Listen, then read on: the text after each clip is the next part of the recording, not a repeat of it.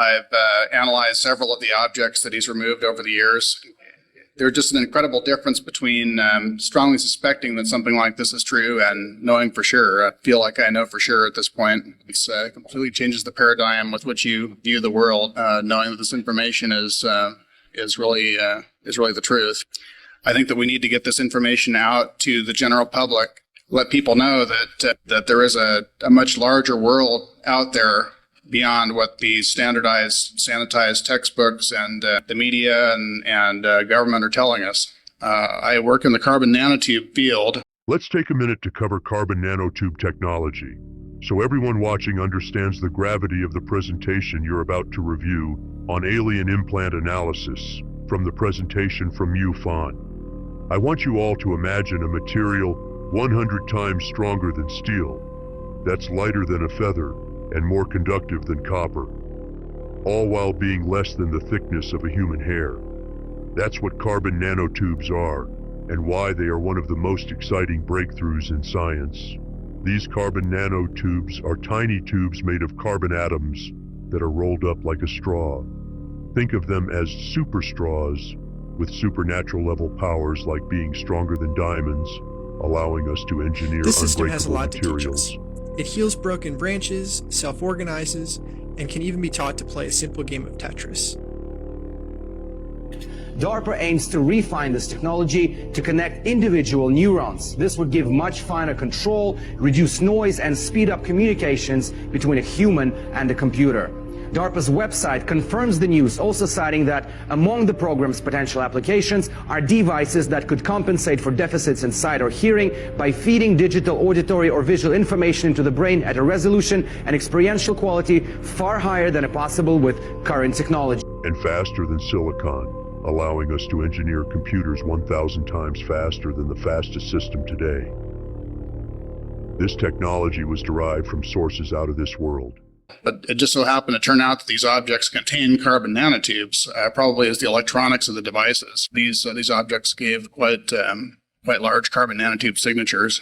Of course, we had the pathology reports done on the objects to show that they had no inflammation, which is a highly unusual thing. It's almost unheard of, or it is unheard of, for human-made objects put into the human body to not produce any type of a reaction at all. The immune system always reacts to the presence of a foreign body, except in the case of these alien implants. The aliens apparently have the technology to completely circumvent the immune response, and if we had this technology, we could greatly enhance our organ transplantation and medical technology in general. It's my hypothesis that these carbon nanotubes in this device acted as the electronics, micro-miniature, nanoscale electronic system. This is one of the pieces of the object because it turned out to be made of meteoric iron. This shiny surface was quite unusual, and that later turned out to be something similar to mother of pearl or bone or some biological hard part. We also found some very unusual structures inside the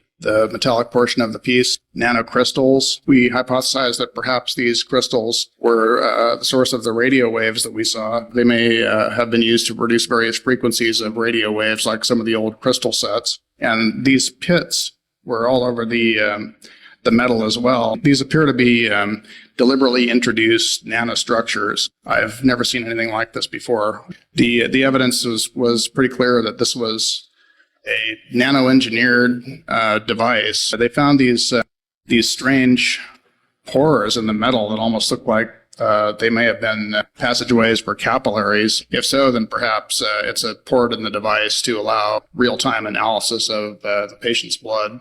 Here we see the object just after removal at 40 times magnification, and it had this capsule of tissue around it with these yellow vesicles that turned out to be of a strange oil. Here's a blood vessel here, and there were proprioceptor nerves all throughout this volume. Here's the inner metallic object.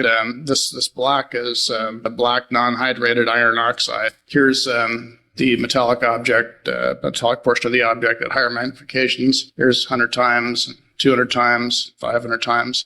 And these pits were extremely interesting. These pits in this cottage cheese type surface were all over the surface of the object, and that appeared to be some sort of a manufactured thing as well, since these structures were much too uniform to be naturally occurring. I'd never seen anything like that either. It was just mind-blowing.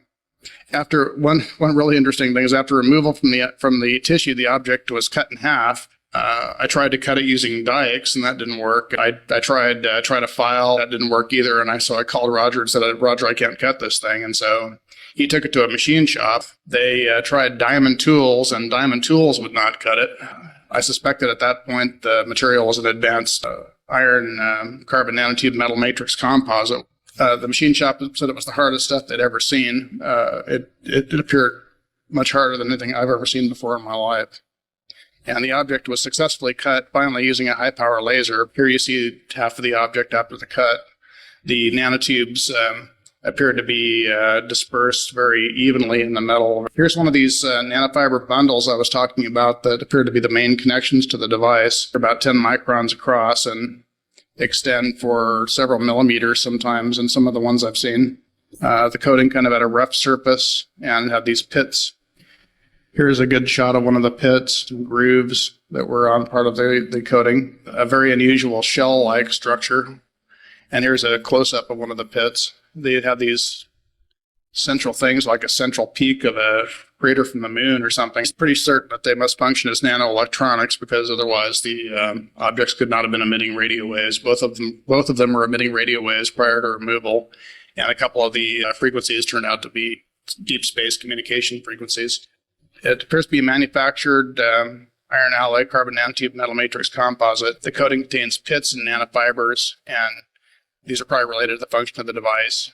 The nanofibers may be CNT wires, and the presence of the nanostructures, carbon nanotubes, protective oil vesicles, and nerve fibers growing into the object indicate that this is also a manufactured nanotechnological device. I'd hypothesize that the John Smith object may have been some sort of health monitoring device to have the aliens monitor the state of John Smith's health and chemicals in his bloodstream in real time. This object probably functioned more along the lines of transmitting information on what the subject was doing. It turned out to be meteoric iron. It was mostly iron. The metallic portion was mostly iron. It turned out there was a lot of gallium and germanium. That's pretty much a smoking gun for it being meteoric iron. These things often have a lot of iridium, platinum, palladium, ruthenium. It had some rare earths in it as well, like praseodymium, europium, cerium.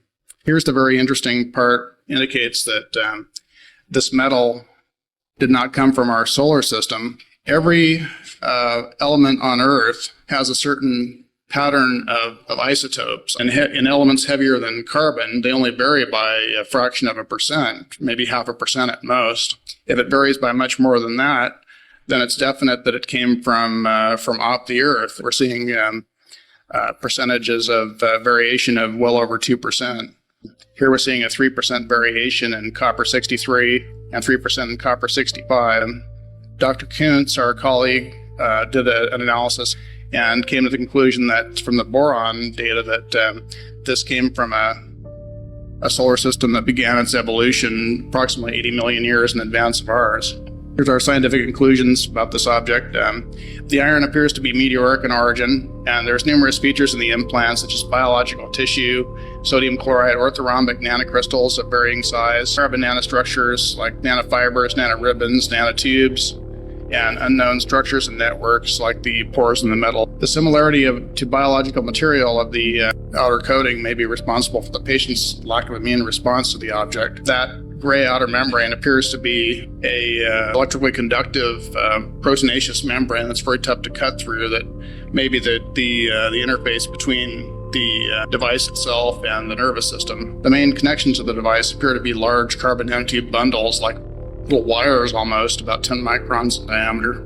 And those apparently connect to the gray outer membrane. And the inclusions have unusual shapes, which suggest artificiality and functionality. And this, along with the fact that the object was emitting radio signals before removal, strongly indicates that this is a manufactured nanotechnological device having a definite purpose. The isotopic ratios have been compared to known isotopic ratios of elements in our solar system, and as I say, they're not the same. This material may not be from the solar system. Titanium. It weighs less than styrofoam of the same size and is crystal clear. Welcome to Trans Steel of the 21st century. What good would that be?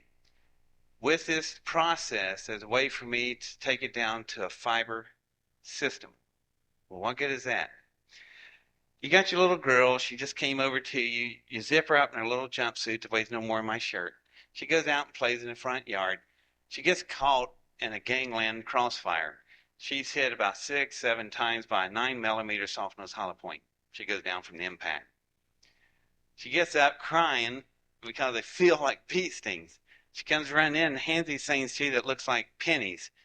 It's the bullets that flattened out on her jumpsuit, body armor. Other processes we could do with this, your car blows front tire, everybody's strapped in, you roll over and over, the glass doesn't break. Other applications?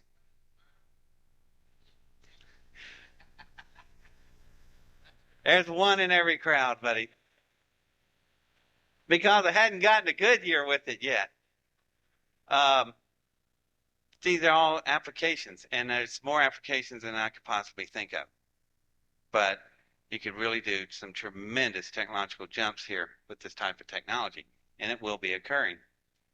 However, another thing that the metal did, that's the speaker grid at the top, that's the speaker grid at the bottom. When metal is injected into an environment, because of surface cohesion tension, they turn into perfect spheres. Any liquid will. So imagine a metal ball that is an absolute perfect sphere. So there's this company named Timken. Anybody ever heard of them? Oh, really? That's right. They make ball bearings. They wanted to make bearings in space because with the surface tension, something happens. When these alloys are pressed under press loads, stress loads, and tension, the metal does something when it's heating up, when it's rubbing with each other. It has no grease or oil, and it self-lubricates each other far beyond the specs oil could ever achieve. So what you're talking about is greaseless bearings. So an Amtrak can go 90 miles an hour through downtown Des Moines, don't lock up a bearing, decide to do a right-hand turn and go through Main Street, which gets everybody excited. Another thing that this stuff can do for this type of metal, that means you could make something else.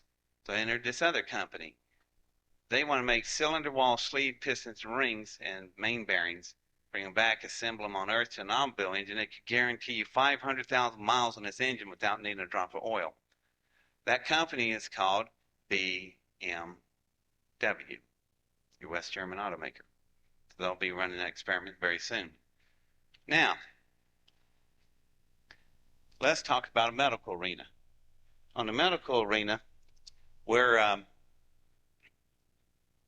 getting into a lot of stuff. As a matter of fact, I was minding my business one day, if you can believe that, and in walked these people from Johnson & Johnson. They worked for a subdivision called Ortho Pharmaceutical. Have you ever been to pharmacies and seen Ortho? They make KY jelly and other useful and strange products. So anyway, I said, okay, guys, I know what you guys do. And they said, look, we have a bio division. We would like for you to build an electrophoretic processor that could work in the microgravity of space. Can you do that? Sure. So anyway, they left and we worked out some paperwork. Finally, I asked somebody and went, what is an electrophoretic processor? So we did our homework. All the hospitals on Earth use them. And you have a thing here, like a rectangular screen, and it stands like a, say something. How many people in here ever ordered an ant farm? Nobody ordered an ant farm? No, I see hands. You just don't want, there's some hands. Yeah, I ordered an ant farm. I don't know about y'all, but every time my ants came in, they were all dead. So, no, that's not too bad. So being in Georgia, I put ants in my ant farm. Fire ants. Nobody messed with my ant farm. So anyhow, it's shaped like an ant farm screen. In it is a solution like saline. You dump in the enzymes and hormones. You fire an electrical charge through it. The enzymes and hormones get too hot for the electrons and chase them like Pac-Man. Some run faster and slower than others. You get a layer effect. And that is how you separate enzymes and hormones here on Earth to manufacture vaccines and serums. Okay? Not so hard to understand. However, every hospital on Earth has a problem with its processing unit. At the bottom of the grid, it looks like an old 60s lava lamp, like oil and water. It will not separate. You can fire a billion volts there, it will not separate. So, the medical scientist at Ortho said there's something in that solution. So we built a processor, had McDonnell Douglas interface it with Discovery shuttle. We put it in the aft cargo bay of the shuttle. A civilian astronaut named Charlie Walker went in and fired this thing up. It cleared all the way to the bottom on the first pass, and there they found what they were looking for. Actually, they found more than what they looked for. They found these hormones. These hormones are 4 times larger and 700 times purer than anything existed on Earth. Once they're separated, they'll stay separated, bring back into a gravity field. They went to Emory University in Atlanta, Georgia. Then Channel 5 came on and said, those of you who live in the Emory area, there's a test program for those of you whose pancreas doesn't produce beta cells, more commonly known as diabetes. A lot of people showed up. They picked out 4 people in their 20, 40, 60, and 80 year bracket. These are class 2 diabetics. They gave them an intravenous injection, and in about 12 to 16 hours, this thing has a genetic encoder so pure, and they can send it like a road map. It goes straight into the pancreas with a encoded instruction sheet on this thing. And when it got there, it started catalytic conversion. All of a sudden, these 4 people's pancreas started producing beta cells. They've laid their needles down and hadn't had a shot in 6 years. So, now, you're sitting there going, well, that can't be. We hadn't heard anything about it on national news. You're absolutely right, for 2 reasons. First reason, Johnson & Johnson paid $227 million for that flight. Gives it the authority to lock it up under proprietary law. Why? Oh, they're so mean. No, they're not. They did it for reason number 2. Have you ever tried to do a manufacturing process in the back seat of your car? That's what it's like on board a space shuttle. You need a space factory. 2, 3 times the size of this building, so you can make enough inoculation serums to take out states at a time and not just 4 people. Until you have a space factory where you can manufacture it, there's no need to get you wound up because we can't deliver the product. So it's kind of a tough situation. But what is curious, did anybody see last week what Clinton did? He gave $2 billion for research to diabetes. And we're staring at the cure, but we can't get things organized enough to build a space factory, so we can't do this type of processing. We can't get this product into the field for you to get rid of a dreaded disease. And it gets better. At a debriefing system I was in with this thing, I said, hey guys, how much is this stuff going to cost? Anybody thought about that? Oh yeah, Johnson rate. Oh, about 60, maybe 80,000 for a shot. I went, God, I guess they're going to die of diabetes, aren't they? There's another group of people go, no, they won't. We'll pay for it. I went, who are you guys, Daddy Warbucks? And they go, we're the insurance underwriters, all of them. Big Aetna, Blue Cross, Blue Shield, all of them. I said, oh, you're so generous. And I went, let me think about this a minute. Don't answer. Let's see if I can figure this out. You'll take a person 60, 70 years of their life and they have diabetes. Along with that comes blindness, joint failure, hypertension, blindness. It costs you tens of billions of dollars. So you'll put that in your pocket when you get rid of the disease. Public gets rid of a terrible thing hanging on them. Johnson & Johnson gets a worldwide monopoly cure. So you guys pay for it at normal premium rates with a big smile because you're making tens of billions and you get rid of a dread disease at a normal premium rate. That's science and technology in business moving in the right system. It's what we call where science gets down to business. So it works out that way. But until you have a system, there's nothing we can do about it.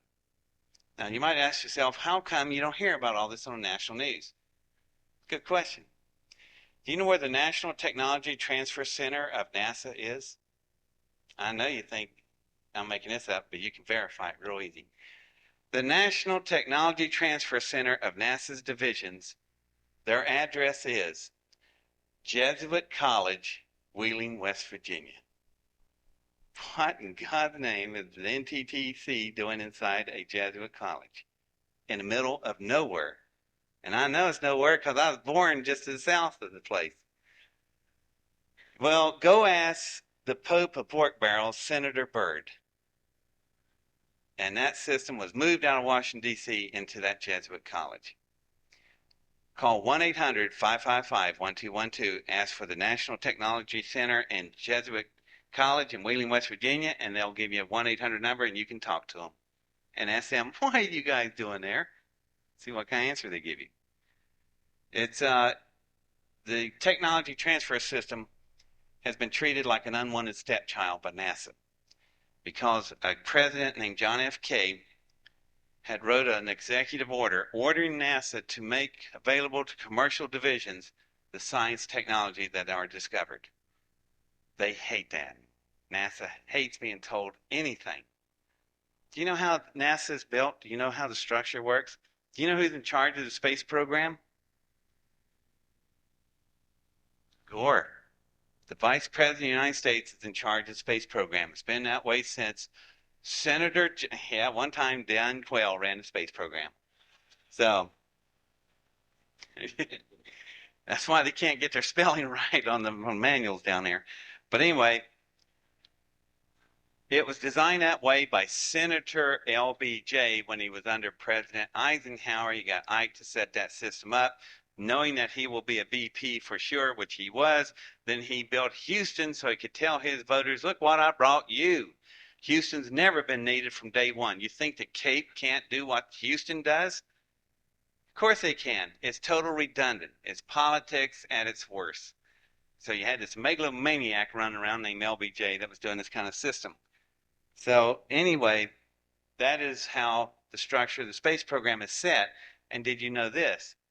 This federal agency answers to no one except the executive office. Tremendous power NASA has. How so? Did anybody see a program called Day One? It lasted 1 month and they took it off the air. Y'all probably didn't surprise me. Did you remember it? I got a tape recording of something. Their first episode of their first session was a story about the FBI. The FBI, this is interesting, the FBI was doing a 5-year, multi-million-dollar undercover probe sting operation on all of the leaders of the space program. You know why? George Jeffs, let's see, now I wouldn't know George, James Beggs. Anybody recognize that name? He's a former head of NASA. His assistant, deputy director, Jesse Moore, was the one that was in power when the Challenger exploded. Tom Brokaw got on there during the funeral and he said James Beggs could not be here. Jesse Moore's in power. James Begg is having a, forgot what he called it. He was on leave. He's on administrative leave. That was it. Pardon? The administrative leave, what it was, your leader of the space program had been indicted by the Senate. He was buying 7th grade rivets that holds a shuttle together, literally, paying 1st grade price, taking a 50-50 kickback from the supplier. It gets worse, y'all. It's unreal what goes on in the commercial divisions, or actually the bureaucratic divisions of NASA. So anyway, these sting operations were ready to prosecute. NASA walks into the FBI bureau in Washington, D.C., and they just tell everybody, you will squash this investigation. And they were ready to prosecute. And the paper trail goes to the executive office. The investigation was squashed. No charges were filed, all paperwork destroyed. Except for the 2 agents that did the undercover operations. They were so furious, they quit the bureau. They went to Day One and turned the story over and they broadcast it. I recorded it, got the tapes. No one has ever brought this up in the national media. But that's a problem in the power that this agency has. They have an oversight committee. Oversight committee is a subcommittee on science and technology, but they do not control NASA.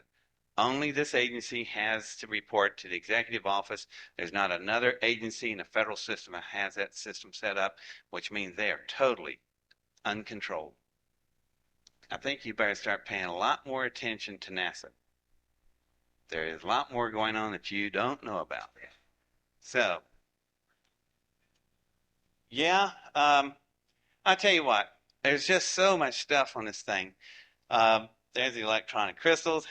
That's I built that. Then systems. You've seen that. Right there is where we come in the factory. We're now solar power stations. Okay, how big is the solar power station? Take a picture of downtown Chicago. Takes up that much room. Big. Okay, about 50 miles long. Okay, we'll go about that some other time. Anyway, space hospitals. That's interesting. Okay, you think, boy, this guy is cruel, right? No, if you would, I'm going to answer some more questions. This is one program. Let's turn the lights on. I'll go into some other questions. But if you want the rest of this program, which I won't have time. This is an hour and a half program by itself. It's for sale at the back of the room. There are videotapes on it, and you can buy a tape back there. Also, there's a tape on Challenger and Helium-3 and Apollo 13. Also, there's audio tapes back there, and you see the guy in a white shirt that has nice hair, which I don't. So his name's Chris. Now, and that's kind of strange because all my life, I've never sold a single tape or book in my life. I'm too busy doing all this. And finally, I wrote a book. It's 456 pages. I haven't got a publisher yet. I'm still sorting through them. And it's called America's Fall from Space. And it details a lot of stuff like I just told you about NASA and the federal agencies and FBI and all that such. But there's a lot more things there. A lot of this stuff is in it. So if you'd like a copy of my book, I don't have it yet. You fill out a sheet back here, give it back to Chris. We'll put your name on the computer list so we can let you know when the book's coming out and when. Okay? By the way, thanks to Art Bell, and I've gotten so many requests from stuff. The mail person asked me if I was in some kind of solicitation business because I have like 3 bags of mail thrown out in my driveway back in Georgia already. My wife asked me, "What are you doing out there?" So, I'm going to open it up to questions. There's so much stuff we can go. There's so many different systems. Let's just go into questions and we'll figure out what we can do. Yeah. If you have any questions, will you come to the back of the room, please? Yeah. Oh, okay. Oh, David? Yes, okay. I see you back there. I have a question. Yeah, I am. I don't know if you want to share this or not, but you told me a very interesting story of Area 51. I mentioned it to a few people, and they're kind of anxious to hear it if you want to tell it. Okay. Those of you who might have heard me on Art Bell, you know the story. How many did not hear me on Art Bell? Yeah, to everybody. Okay, good. It all started back. Do you remember when I built these rockets? Well, I built this electromagnetic fusion containment engine, and it turned out that it worked. And it caused a lot of events to occur in my life. First thing that, remember the big machine shop I had? Okay, so there's facilities and technicians, and that's capability. This is important. A local congressman, my congressman in that area, Melbourne, Ohio, named John Ashbrook, he supplied the funds for this rocket. It was a lot of money, 7 digits, and that was a lot of money back in 1968. He was able to put it through on a National Science Foundation grant where we could do it under educational systems. So another man was brought into the picture after I requested some fuel rods pellets from Oak Ridge, Tennessee. So all of a sudden the congressman went, "My God, what are you building, a rocket? Well, now you ask for nuclear fuel? I mean, geez." So he decided to get somebody else in. At that time, this man's parents, if you look in this man's autobiography called Iron Eagle, his name is Curtis LeMay. Ever heard of him? His parents lived in Mount Vernon, Ohio, and my mother was an LPN, and she was their caregiver. So he would be in that town regularly, and he knew my mother. They would talk about all my rockets. So when the congressman came in and asked this LeMay to be a project manager for me, that's what he was. He's civilian. He's former retired 4-star General Curtis LeMay of the United States Air Force, former head of SAC, Strategic Air Command. A little bit of power, y'all. So he also never got over Vietnam. I'm telling you, he's still fighting that battle in his head. But anyhow, he came in, and after they saw the rocket and such, it was funny because when I got to Wright-Patterson Air Force Base in Dayton, Ohio, I was living in Mount Vernon. First time LeMay met me, he thought I had a rocket, about this big. And he said, oh, you're the kid. Actually, this guy it's a long story, and it's all in the book, but you could just imagine, we pull up to a SAC base, Strategic Air Command base. There's this missile on a semi. My dad's driving a semi. I'm riding in the seat next to him. And there's this 1-ton missile sitting on the back of this thing. So we pull up to the gate of a SAC base. The guys in the little scarves and the blue berets and all that, they didn't find it so funny. First thing he did, we come out the gate and jumped up on the running board and said to my dad, "What is this doing out here?" And he said, "My son built it." He says, so the guard looks around my dad, and I'm just saying, I am 17 years old, and I'm going, "Hi." So the guard goes, "Yeah, okay, sure." So he's talking to us. I look in the mirror behind the truck, and here comes all these guys with these MK-16. And they're surrounding the truck. I said, "Hey, Dad, I think I better lighten up here real quick. This guy's looking serious over here." I said, "Why don't you go into the main headquarters there? I'm supposed to see a man named Curtis LeMay, General LeMay." So guard goes, "You?" I went, "Yeah." So why don't you bring the truck in the inner fence area? My dad will stay with the truck. My dad's looking at me. And you take you and a couple of your guys, and we'll all go see LeMay. So we did. So I got in there, and we went down the hall and in this big office, and there's LeMay sitting there. They had, I guess, loaned him an office. But he was sitting at the table, and he looks up, and he goes, "Oh, you're the kid that the congressman said you got some rocket you want to shoot." I said, "Sure." So he said, "Well, we'll go out here. This is secured airspace." I said, "Well, I know that, and but there's still another problem, General." He goes, "We'll clear off some cars off there out of the runway area, and we'll shoot you a little rocket off." And I went, "General, I think we got a problem here. I think you better look out that window. I think you got a handle on this." You don't say things like that to Curtis LeMay, I found out. He looks at me, and I thought all the blood in my body went to my feet. He's a big man, he's a big square-built guy, and he goes, "Huh." And he's got this stogie that's doing one of these numbers all the time. And he walks over to the window and grabs a fistful of blades and just boom, like that. That stogie falls out of his mouth. There's this 18-wheel semi with this missile sitting out there. He turns around and looks at me, and he just grinds his stogie out in the teakwood floor. And he goes, "Everybody out of here." And I am the first one to the door. He goes, "Not you, kid. Park it over here." And the colonels and everybody else left. And one full-board colonel saw his little eagles went by. He said, "Bad mistake, kid." I was going, "Oh, God." So I sit down in this chair. It's one of these big old red leather wingback chairs with the buttons in it. And I thought I was being swallowed by a Venus flytrap. I sit down and started to sink into this thing. And he's sitting down, and he comes around the table. He gets him another stogie. He's working on it. And he goes, "All right, from the top, tell me how that thing got on this base." And we started talking. And he was upset. And I thought I was going to pee, man. I tell you, he scared me to death.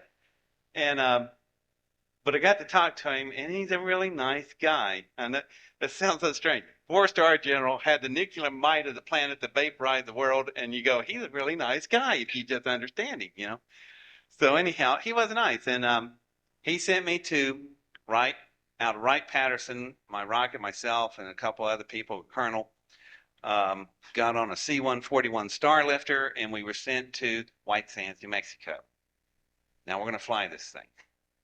So it gets a little bit interesting. I was very lucky, and I guess somebody in the military really got something right for a change.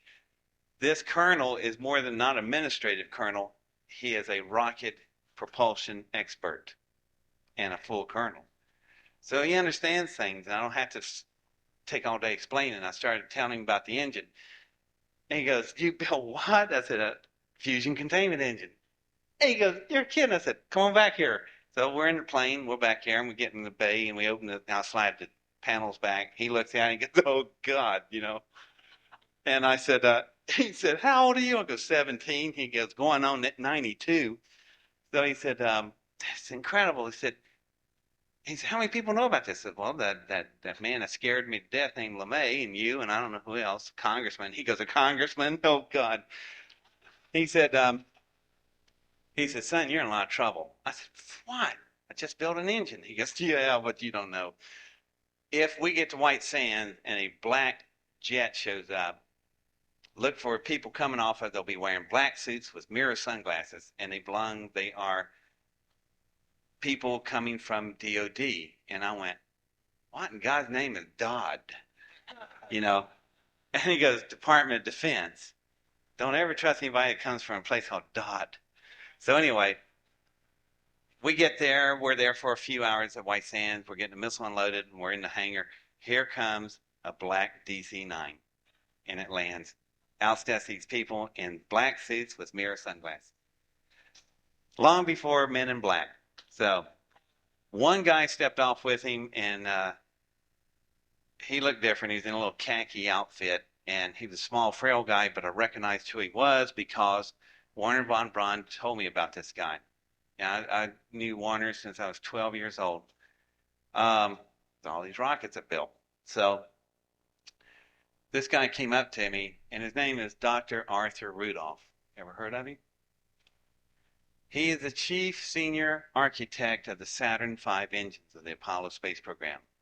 He came over in Operation Paperclip with Warner von Braun. He was with von Braun at Peenemünde. But let me tell you what a real sweetheart this little guy is.